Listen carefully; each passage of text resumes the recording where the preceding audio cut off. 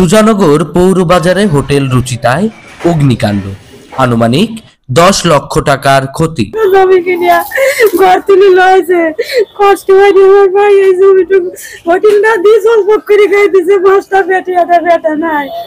খুবই অসহায়, আপনারা হাতে ধরে ভাই ধরে আমার বাড়িতে কিছু বানাবেন আপনারা। ছাড়া কোনো কর্ম জানে না ওর ভাই, কোনো কর্ম হইতে পারে না।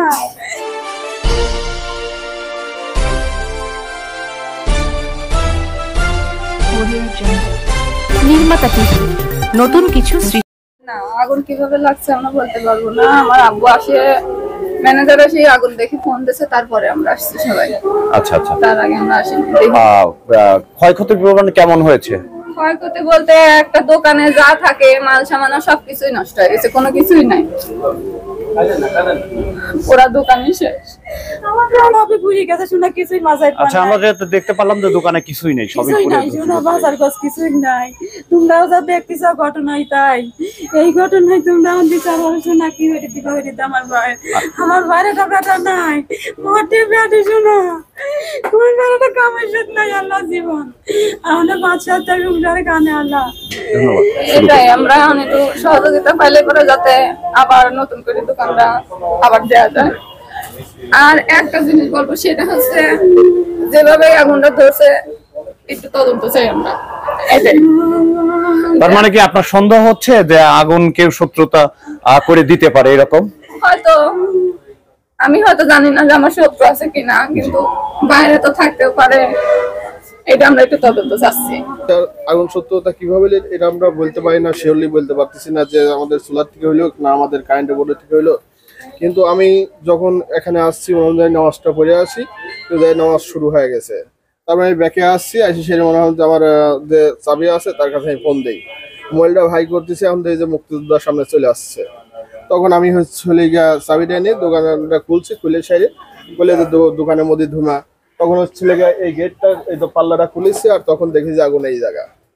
তখন আগুন যখন এই জায়গায় প্রচন্ড পর্যন্ত ধোঁয়া আর ছেলে আগুন, তখন আমার আমি চিল্লাচিল্লি প্রার্থী যে কিরা করে আসলে আগুন লাগাইছি, একটু সহযোগিতা করেন। তারপর ছেলে যারা রোড জাউট দেয় ওরা একজন, আর আলম হোটেলে একজন, আর আমাদের ইমাম সাহেব, বাজার মসজিদের ইমাম সাহেব, উনি আমাকে সহযোগিতা করছে। ওই ক্যাশ টেবিলটা আর কয়েকটা টেবিল ভারী করছি, আর তাছাড়া কিছু পারি নাই। আর আগুন তখন আমাদের পৌঁছানোর সারা। আচ্ছা, ফায়ার সার্ভিসকে খবর দিয়েছিলেন? হ্যাঁ, ফায়ার সার্ভিসকে আমি আর বড় ভাইকে আমি বললাম যে ভাই তুমি একটু ফায়ার সার্ভিস ঘরে আগুন লাগাইছে, আমি বলতে পারলাম না। তারপর যেটুকু বলেছি বুঝতে পারছে। তারা কতক্ষণ পর আসছে? তারা মিনিমাম 20 মিনিট পরে আসছে। আচ্ছা, তারা এসে মূলত এই আগুনটা এনেছে। আচ্ছা, ক্ষয়ক্ষতির পরিমাণ কেমন হয়েছে? ক্ষয়ক্ষতির পরিমাণ মিনিমাম 15 থেকে 20 লক্ষ টাকা। 15 থেকে 20 লক্ষ টাকা। আচ্ছা, আপনারা কি সন্দেহ করছেন যে আগুনটা কিভাবে সূত্রপাত হলো? আমি এখন পর্যন্ত আমি আনতে পারতেছি না। আমি যে দৃশ্যটা না, এটা তো তালাবদ্ধ ছিল। তো গতকাল আপনারা কি চুলা কি এখানে নিভিয়ে গিয়েছিলেন নাকি চুলা কেমন ছিল? প্রতিদিন আমরা চেক দেই, প্রতিদিন আমরা হয় বড় ভাই থাকে বড় ভাই চেক দেয়, না থাকলে আমি চেক দিই।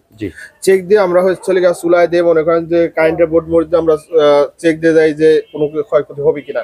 কিন্তু ভাই দোকান বন্ধ করছে কালকে রাত 12টার পরে বন্ধ করে গেছে, কিন্তু খড়িতে ধরবে আমি এটা তো কোনো আয়ত্ত পাচ্ছি না।